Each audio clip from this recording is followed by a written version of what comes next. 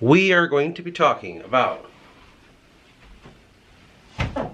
the Asuk and who the fuck they are and what they do and all that stuff that we normally don't give a fuck about. So,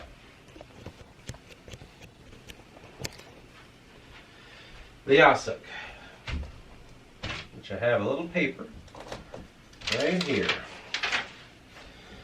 No, I don't. Okay.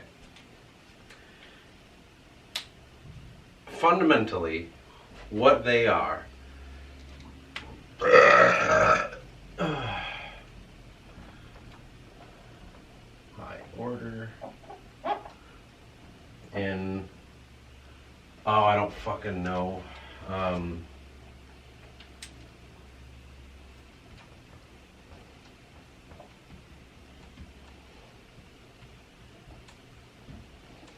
Okay, something like that.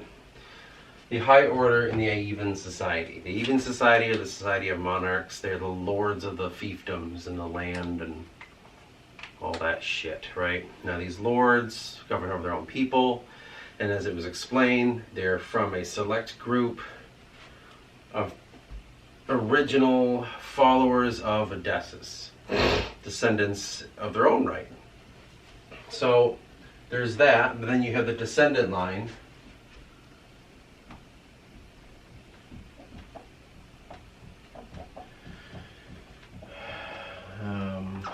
Descendant lie.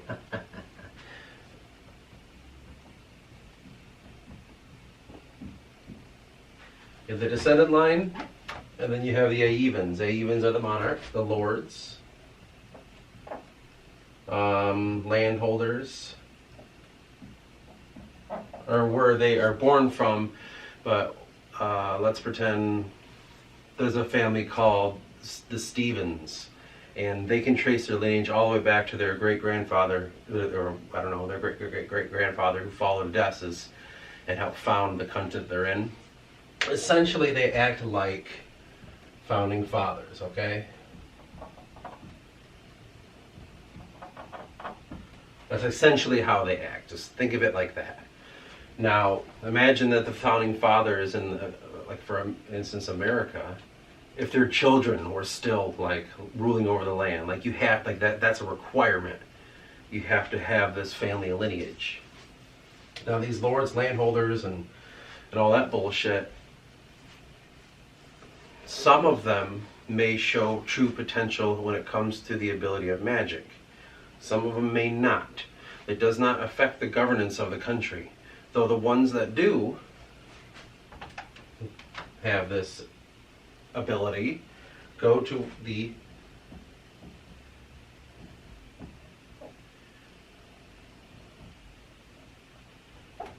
Abeco College, to which the Abeco College is a place like a, what would be a good way to describe the Jedi Temple, Hogwarts, you know what I mean? Like a place where they train this one thing that's in this book that's really important, like holy shit. The Abeco College is a place where the monarchs are trained. So they go here. On the other side of it, so what would rise above it are the descendant lines. Now I showed a video. Did I? No, there should be a video on here called The Descendants or something.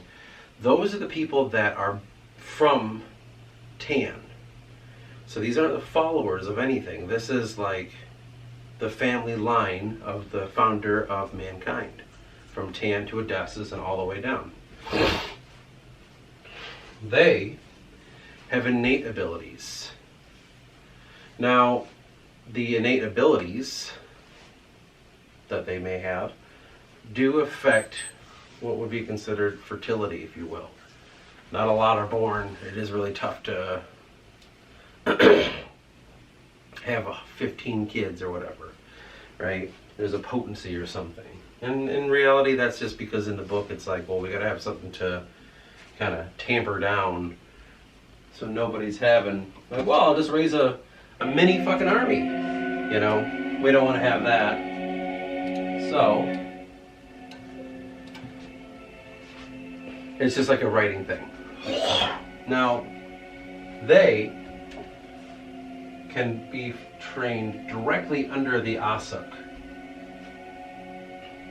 So maybe they're not in the Aevan society. They're just the high order, above all. Now these people oversee things of the Abeco College. They oversee the descendant things and these Aevan society. They have their hands in many, many pies, as they say. Now, what can we say about who they truly are? For instance, a famous Asuk member, if you will, is Martis. In the first book, Martis is, during the speech part that happens in the story, you'll see him talk to the public, if you will. And I don't know what he says, because I don't know how many times I've changed it over the years, but he essentially acts as a kind of link. Now,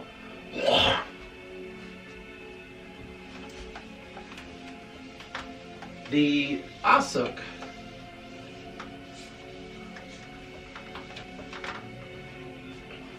have an interesting, dark kind of, what's the word I'm looking for? They have a dark kind of undertone to who they really are. So in society, they're looked at as these high priests, these diplomats, these, what's the best way to describe, to get the right mindset? Let's think of them as druids. Can one really describe exactly what a druid is? Because of what's lost to history, it's kind of hard. It's like, well, were they these spiritual leaders? Were they kind of like I wouldn't say politicians, but aristocratic? Were they, I don't even know, like were they somehow like landholders in some description? It's hard to really nail it down. Like we always look at druids and we think, oh, like mages kind of thing. These druids are the ones, these Asuk, are the ones that oversee the caste system known as the Aevan Society. That system, which is the Aevans, oversee the public. That's one of their aspects that they do. They are landholders, as we said. But most importantly is they, how would I word that? This will come back around and give power. So they're kind of they are the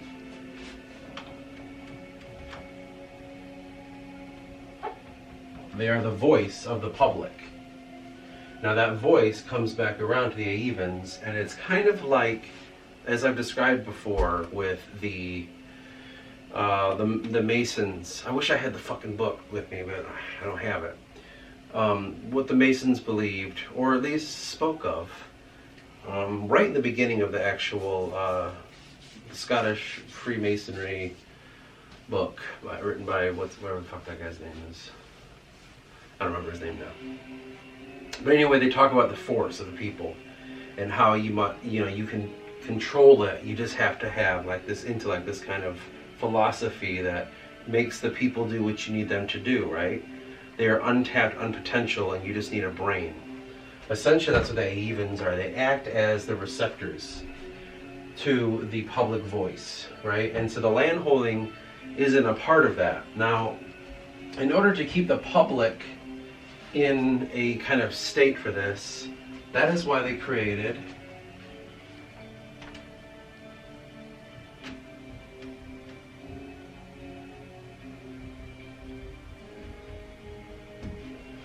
the Jurix Chantry. So the Jurix Chantry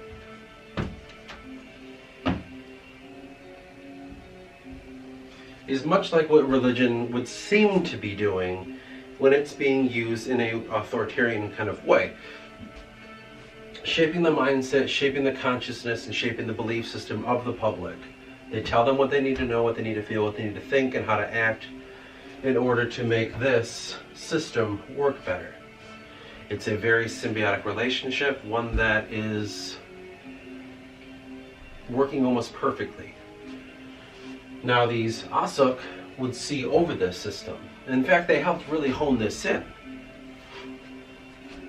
But another thing that they do, aside from that, is what...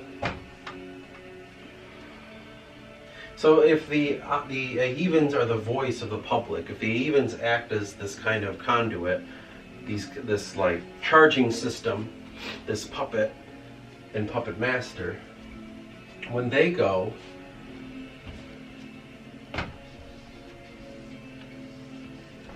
let's do it like this.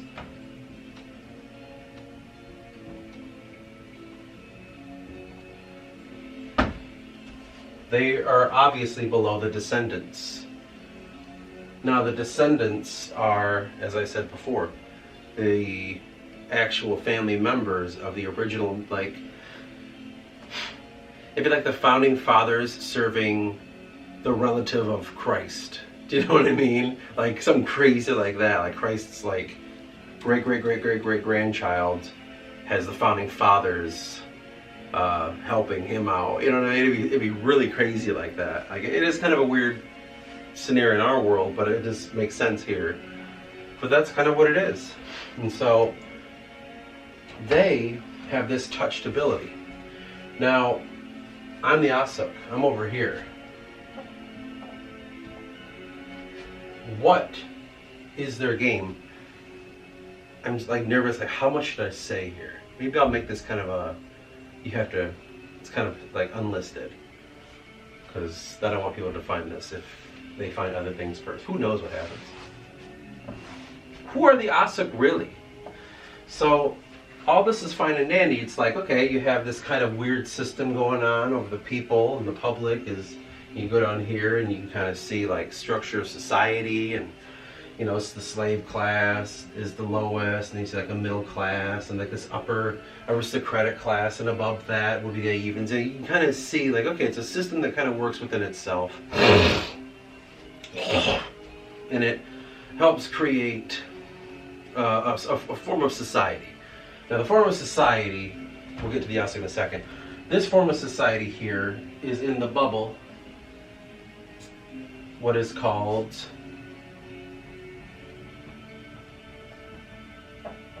civilization, right? The bubble is the walls. Let's pretend that's the gatehouse or something. That's what this is. This is what civilization is. It's a concept of rules and laws and governance. Now, I'm not going to go into the nitty-gritty of like, okay, well, here's how the merchants work, here's how like taxation works. Like, that doesn't matter. We're going to talk about the spiritual nature of this all. But essentially it does act like a bubble of civilization. It's whoever's inside of it is part of it. Now, the issue, you don't want to pop that bubble, because that is the illusion crumbling. That is like the barbarians coming over the walls. There's many things in place because of the descendants, because of the Ahevans. Magical wards. Now, magical wards, you could look at it in pure fantasy form. We could say, like, holy shit, like there's literally like this kind of barrier between the bad guy and the good guy. But it also acts as a mental one. So magical wards can exist in real life when it comes to the way that governance can work. Like, one is America's land of the home of the free or something. Home of the free, land of the brave, home of the free or something. Something like that. Freedom. True freedom. Free country. We're like the freest people in the whole free world, right? And you look at what the internet creates, these little pocket groups, and then how they believe things, and you should believe this to believe that. It all acts as if this barrier. Some would call it a distraction, but in reality it's just keeping the mindset where it needs to be. You know, you have issues in the world. Well, we don't need that in our bubble. So let's pretend we're all against Russia right now because they're doing this, invading, what is it, Ukraine or whatever. Just things, you could call them distractions, but in reality, it's the bubble of civilization. Now, because inside this bubble is their system that they need to work for their purpose. This is all in working to keep away. I'll get into the opposite, don't worry. To keep away the whisper, the ultimate big bad evil entity, right? Set from the beginning. It is fear incarnate. It is fear that has taken shape, and it is fear that, if penetrating this bubble, can affect all mankind, and it can force thoughts that should not be there. They're creating the thoughts that you need under a system called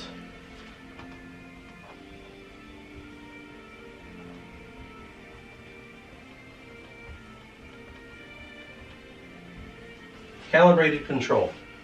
It's just a way to create mindsets, like it says, to be calibrated when needed. If it were to intervene into the system, as this is what the people are being told by the Druid's chantry, it could cause mayhem, destruction, death, plague, everything bad, okay? They are taught to fear the whisper. The whisper is outside the bubble.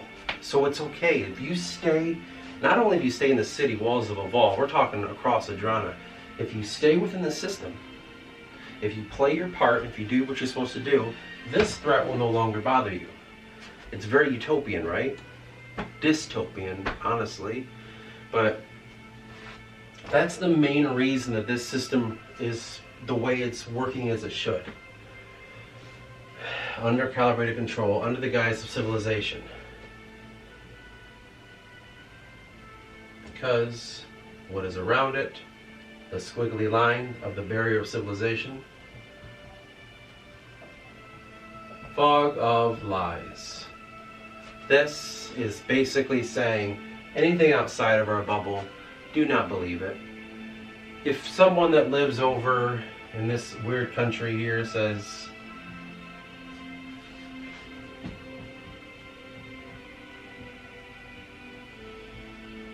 hey, that's fucking weird, he says to the people living in here, they tell them he is beyond the fog of lies. Don't listen to him. He is directly acting from the whisper's intent. You can kind of see the similarities of our real life. But I mean, you see it everywhere, man. Like, that's essentially how it really works. Very simply put. Now, the countries will do as they do. It's just, this is what Adrana needs for its own people. Now, the whisper, as I said, is fear, correct? It is the malevolent force within the world. Within this whole world. It is the Emperor. It is, what is his name, Voldemort in Harry Potter or something? Like that thing. I don't remember. Like he was in the back of the guy's head for a little bit or something. It is the Morgoth of Lord of the Rings. It's just the big, bad fucking thing. Working underneath it. We'll get to that eventually. Now, that's what the whisper is told to be here. Not so much. So let's pretend in the public right here, let's say there's 3 tiers. The aristocrat, the aristos, the mid, like the middle class, and the slaves. The whisper is not really talked about anything below the aristocratic society. The aristocratic society is one that gathers the wealth and kind of the merchants and the high-end people that fund all this shit. But below that, they don't even know about what the whisper is and this and that. Like, if done right, they don't have to be programmed that deeply. What is the whisper truly? Well, gather that so I can take a picture if I need to. The whisper is very interesting for what it really is. Within the story of the Titans, with Dove and the Forgotten King, I'll draw it real quick.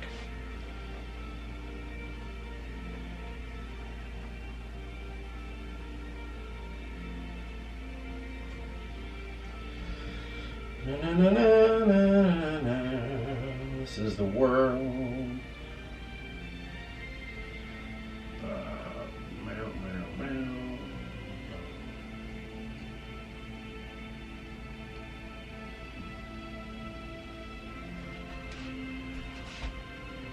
Very, very rough drawing, I know.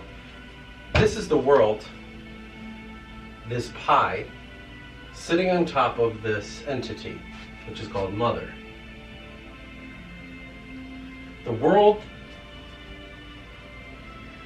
imagine the planet resting upon something, and that upon something is an entity.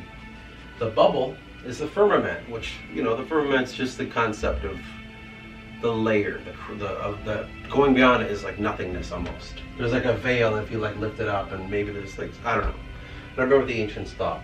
Planets kind of work within that. This is all they know is in here. Outside of it, pure darkness, nothingness, like just bad things apparently. Here's the circle. I didn't really draw it as a circle. The chains of reality kind of thing. You got to go through it. Here's like, so this is our real universe. Only our real universe can only access this place through this strange little area here, which is not important right now. So, the whisper. I don't know how to draw a creature right now. Let's say it's that. This entire area is his domain. He lives outside of this area, which is called reality. This, which is called the dream world. But if you live in here, that's the dream world, and then this is reality. It all depends on where you're at. If I were to say what this place really is, this is the dream world. Everything in the book is just a big dream, conjured up in the mind of the Forgotten King. So, the Forgotten King, essentially, this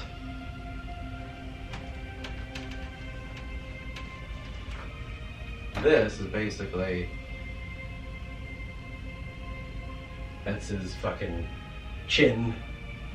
He's got a lip. He's got weird puffed lips. This is all in his mind. The reality comes out from outside of your mind. It explodes outwardly, which is solar systems, quasars, pulsars, stars, moons, planets, all that fucking shit that's up here in the sky. It exists, but when it slowly seeps into the mind of what you define as reality.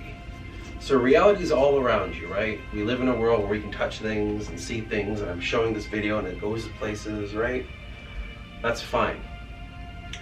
But when it starts to come into your mind, what reality is, then it's filtered into how you see reality, right? That's why you have people that are schizophrenic, you have, I don't know, like ideas of what the world should be. Like, well, you know, like we think that free trade economy is, you know, bullshit. Capitalism is this way. We don't like that. We like communism, and that's all just bullshit, right? That's just how we determine what reality is. High costs, people die, people get hurt, because this is how dumb we are. We think that if we do it the right way, that it's better. Though there's no such thing. The dream world is inside this man's head, who is the Forgotten King. amongst many names is Dulag. I don't remember. I gave a bunch of random ass names, but I don't remember any of them. But that's what this place is, right? Now there's this barrier, this area here, this could be the pineal gland. Who fucking knows? I haven't gotten there yet. Now, taking that all away, this empty space that the whisper inhabits means that the whisper is the gatekeeper to the unknown. What is the gatekeeper to the unknown in our world, or as we understand it? It'd be death, right? The concept of death, of the Grim Reaper or whatever. It is the one that has the barrier to go between both places. So when they die, Forgotten King could enter this realm here, or he can go off and go wherever the fuck else people go when they die. That's all truly the whisper is. This world here, Forgotten King is stuck in, needs to be freed from. The whisper is intervening and trying to right the wrongs. That's all the whisper is. He's a good guy. But that's not what society teaches in the Adenian culture. In fact, many cultures do not see what they would infer as the whisper, whether it's they call it the devil in this culture, or that culture they call it a specter. I don't know. Like each land in the book will look at the whisper as something different, but they all are talking about the same thing. The bad guy. Now, going back, who are the Asuk? The Asuk, the druids that are in control of everything in the Adenian culture, are not, in fact, Adenian themselves. They are Valandi. Who's Valandi? Well, if we go to the map, are these people here. Remember that mire area between the Tantorum and Lyria? This location here? That place that the mires and no one wants to go, this untouchable, hellish place, and somewhere that's just always being in the middle of the country in Tantorum and Lyria. And I said that they don't really play a huge part in the major story of the world. Well, they kind of do in a different way. Because it's been lost to time. But let me tell you how the structure works before I tell you who exactly the Asuk are. The Forgotten King, we're going to go with Dulag. We're going to give him his name. Dulag and his other people, which are called Aeons, entered this world in the book, the world of the book. There must have been 12 to 14 of them. Some of their names... so Dulag's other name is Oapake. That's his real name. Dulag is just a name. We're going to call him Oapake just to confuse people. Oapake, Elrake,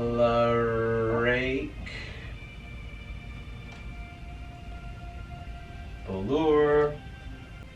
Oh, there's a couple other ones I don't remember the names, like the guys from the north. Each race of mankind has a progenitor, has a creator. The Forgotten King is the creator of mankind. The creator of the Hefels got a name that I don't remember. It's called they called him the Silent One. The East Landi, where Aya's from, their creator is a woman named it's called Alaric. Volur is the creator of the people of Dubois. Who are the other races? I don't remember. Like the clan and the people of the Shattered Isles, I don't remember the name of their Aeon.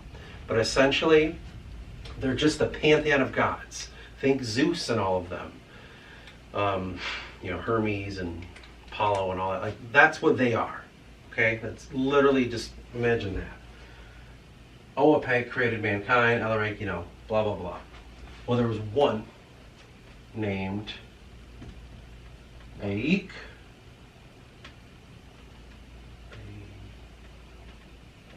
Aik Beovac. Aik Beovac was the creator of the Valandi.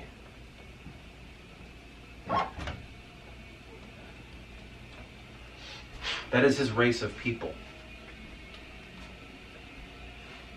The Valandi created, essentially, like they birthed Yasuk. Yasuk are shapeshifters. They have infiltrated the high society of Adrana, acting as mankind to change the perception. The perception change is the one that was discussed. And that is the bubble. Society, civilization in here, the descendants need the power from the Aevans. Aevans grab it from the people. The people are charged by the chantry of a belief system, all in order to bring power to the high descendant. Why are they doing that? Why would the Valandi, these infiltrators, not known? Of course they're not known, these shapeshifters. They're actually, the shape-shifting ability, like, you know, we have races in our world, like whites, blacks, and Asians and all that. They have a race called the Guldaf. The Guldaf are the ones that can shapeshift. The reason they can shapeshift is because they're made of the earth, muck, if you will. They can transform into anybody they want to. They have infiltrated the high society of Adrana because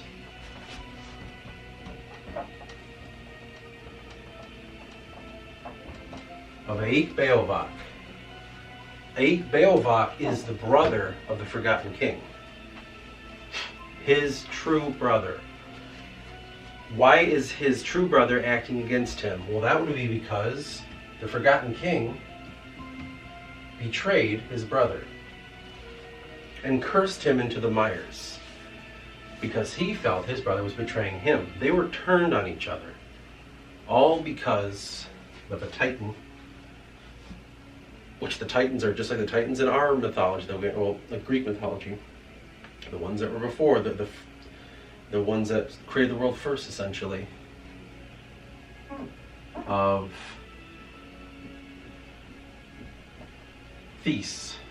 Theus the Titan was able to turn brother on brother, which you'll see is a trend that goes forward throughout the entireties of the book, which is really interesting. I did not plan that, but that's kind of what happened. Brother on brother, conflict. Now, essentially, he cursed him, is believed to be dead. The Forgotten King went through that whole thing that basically cursed him into the Tree of Life, and then Tanais went to the forest, unbeknownst to Tanais and his warriors, and got the Forgotten King taken from this realm. Taken from the realm of life by the Whisper.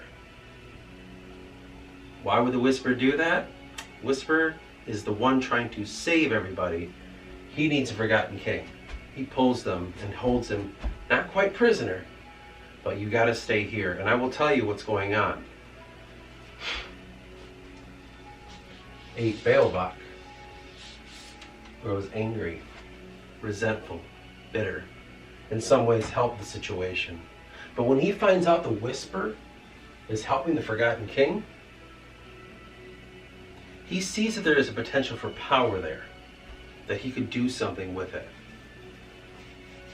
So that's when he started to slowly infiltrate mankind. One of his big, if you will, workers, I guess, one of his high henchmen, the Sauron,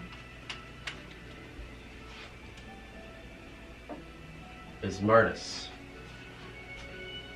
Martis, I don't remember his last name, but I do have it, is the one overseeing that whole little thing we're talking about within civilization within the bubble, all that bullshit. He's the one overseeing everything. That holy trinity of the descendant, the Avens, and the people. Which is called DAP. I'm just kidding, no. That's what Martis is creating the illusion of with his fellow brothers in the Galduf or the Asuk society. Now, there's a little barrier that they said that was there encapsulating what consciousness can be. Because through this consciousness that Martis can obtain from all of this for his master is not truly in the physical realm. But there was a discussion that we made with Jacob and I did, where the Aeon, their power is drawn from the people. If you believe in the Aeon, if the people believe, the Aeon can in turn gain power.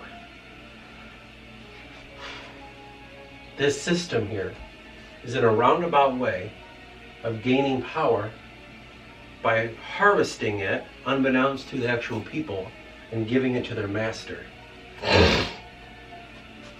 So, who do they have as their main, descendant? Freydin.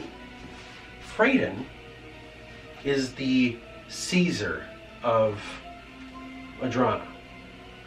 He is the one that's going to come and change everything. He's the one that's going to he could find a way through. Because there's rumors that they lie to the people about. The Forgotten King needs to be saved in this realm. We need to save him. He will be the one that walks in there. He can do it. He is the walker, as they call them. The one that can transcend the realms and go into the place the Forgotten King is and finally save him. He's just a little puppet for Martis. Now, because he's a puppet, he must do what he must do for the people. He kind of goes on of his own agenda. They draw from him when they need it. Not too much, though. Freydin was busy in the beginning of the book with this conflict in the Murphos to crush something. What was he crushing? Well, the Murph clans, if you will, is what their people were told. The Celts, man, fuck them, yuck, get them away from our border. We need to either pacify them or destroy them. That's what he was told to be doing. But what was he really doing was destroying, or trying to destroy Ravian. Ravian is part of the same dominant line that Freydin is part of.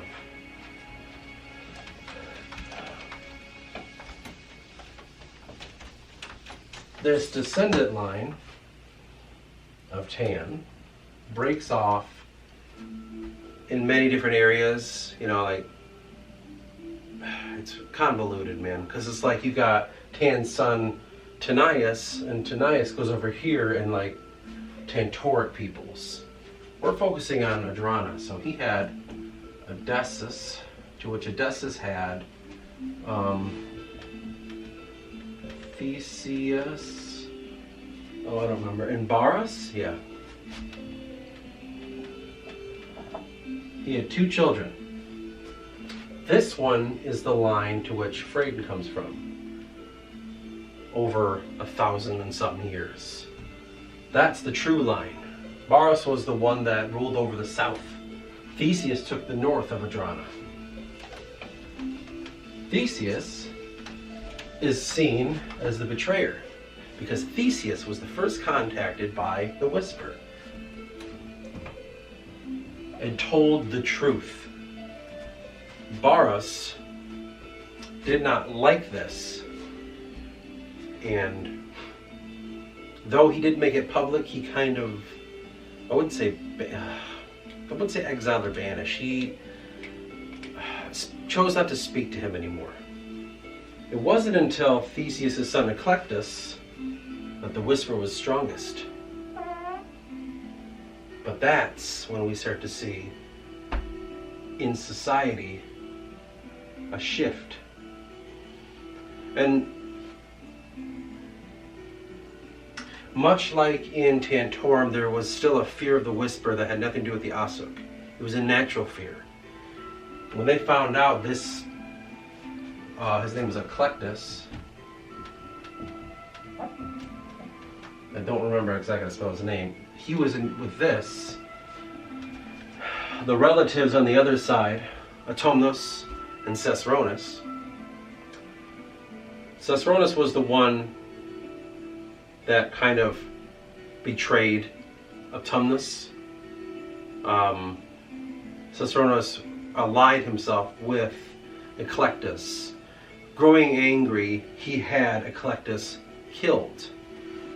Now, something kind of happened to which he truly didn't die, and Eclectus lived in hiding an unnaturally long life, and that's why they're going to be called the Stone Line. Eclectus fled after the great betrayal in the cathedral in Evolia to the Murphos, to which he lived out his life in the Murphos. Now, you kind of see it, well, there's a little trend here in the Murphos. And what Freydin was doing. Eclectus had a son named Ravian. Ravian would be considered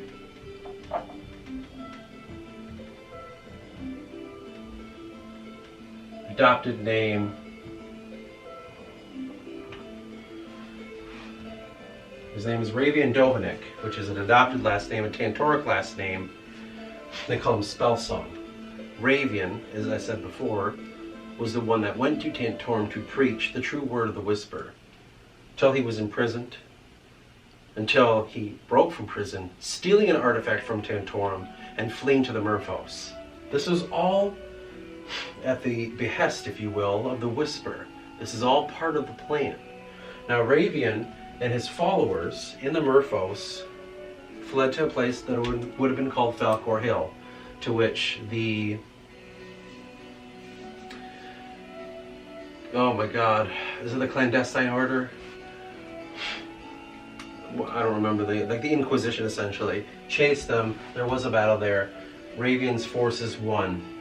He elected to stay behind and sent forward his people as far as he could into Adrana. Though in the Murphos, his kingdom would grow slowly, because Adrana has a bad habit of sending exiles into the Murphos. So all of the Murphos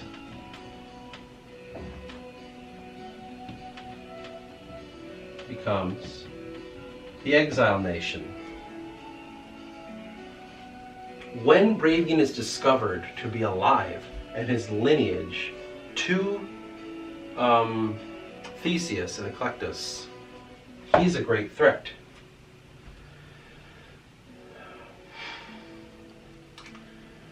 To the actual line of, like the true line, that came from Barus and went all the way down. That right there, what Freydin is doing in the desert, is kind of finishing up this exiled nation, getting it under the fold, because Ravian had a son called the Prophet, and his name was Neopak. Neopak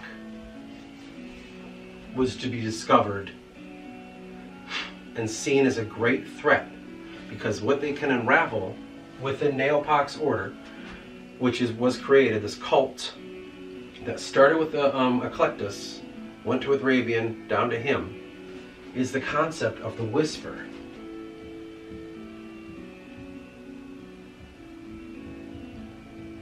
There's a truth in the whisper. They're preaching what the truth is. Well, who is that dangerous to?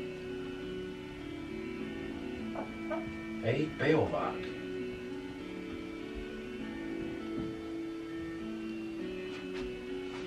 Beowulf's Asuk infiltrated Edenian society not very long after its conception.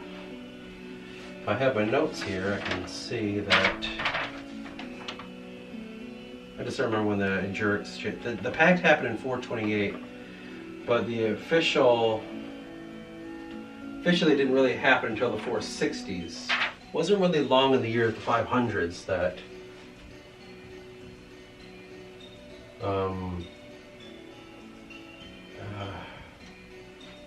yeah, about 500 AE, which is after the Exodus from the Force. That's where time began. They were always involved with this because the whole situation that happened with, my God, Forgotten King and his banishing. That happened because of Tanias in the 400s. This could be a direct link to it. Now, the Whisper Society, or the Murph, was always a threat. Who was in the Murph? Well, Neopok. Well, Neopok was finally found and killed in the year 628. 628 is the same year Eris was born. Now, excuse me, I said 6, I mean 1628. Now, Freydin's father, Judan, was the one who killed him. Though rumor had been growing over time of a child born from Neopok. This child, direct threat to the Asuk order, to the Eopok, to the concept of what a Drana truly is. Or he could be a tool. The Asuk kind of put it on the back burner. But Freydin will not give up. He wants to conquer the Murphos and the peoples of it, the exile peoples, so they can become a true nation. He wants to set them free. He feels that the head of the Murph, I wouldn't call it really a kingdom, but let's just use that word now. He thinks the head of the Murph kingdom, the normal people, the exiles, are being tricked by the order. That is called Saik Eopok. Sorry, no, they're not. They're called the Saik Oapake or something. Yeah, Saik Oapake, which are the warriors, the seekers of God. Oapake, their creator. I'm sure Martis is whispering in his ear shit like this, you know, low frequency, like go out there and do this and that. There was a rumor that a child was born. And that one is Eris. One of the true descendants of Tan. Under the line of Theseus, at least. Eris is the chosen one. Now, the Asuk, which will represent a Beowulf, would love to have him. He could be the tool to aiding a Beowulf. There's another group of people that want him.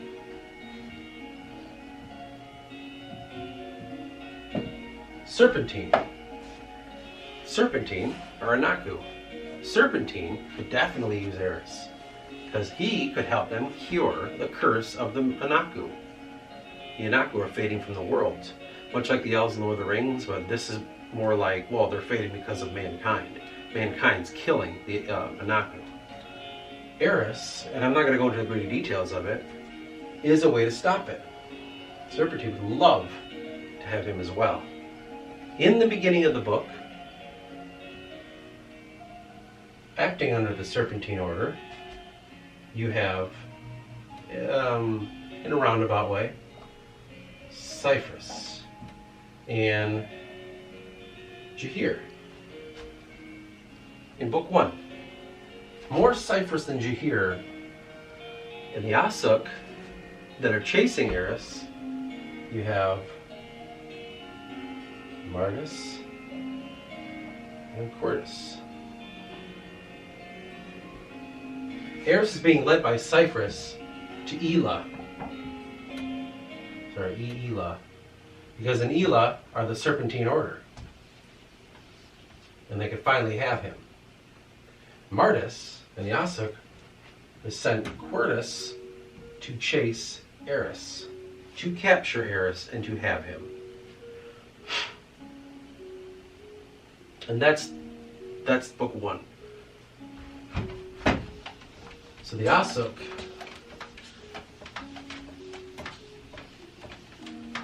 are essentially, what would we call them? I'm thinking of a good word. The Illuminati, I've heard that tossed around. The people that do the Sacred Grove shit and like the high society, the New World Order, whatever, that's the Asuk. They're in control of the consciousness of mankind. When we look at the system of control, which is not directly shown, it's like they don't believe this is what it is, but this is really what it is. I didn't spell that right, but who cares?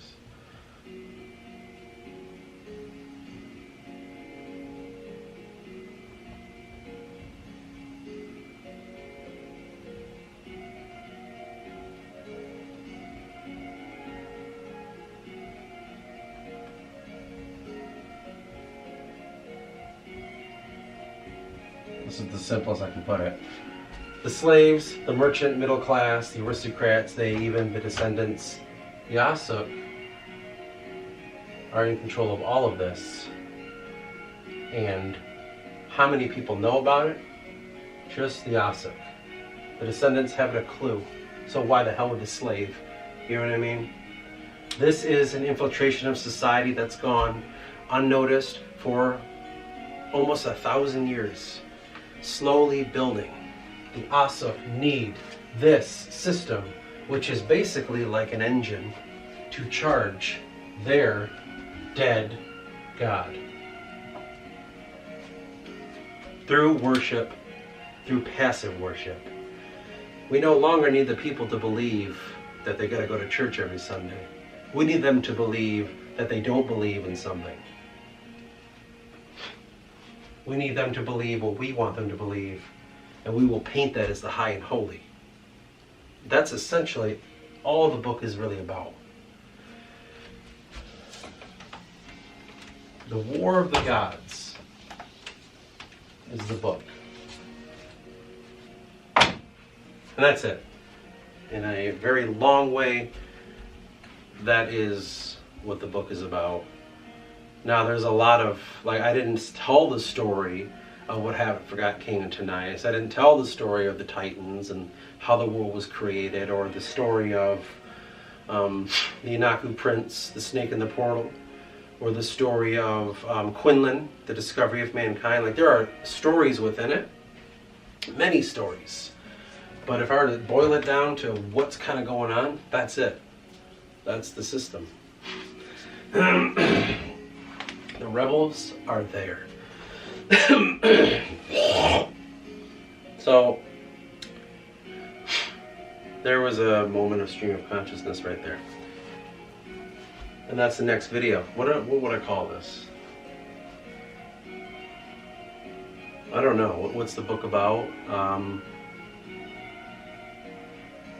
The book? I don't know. What would I call this?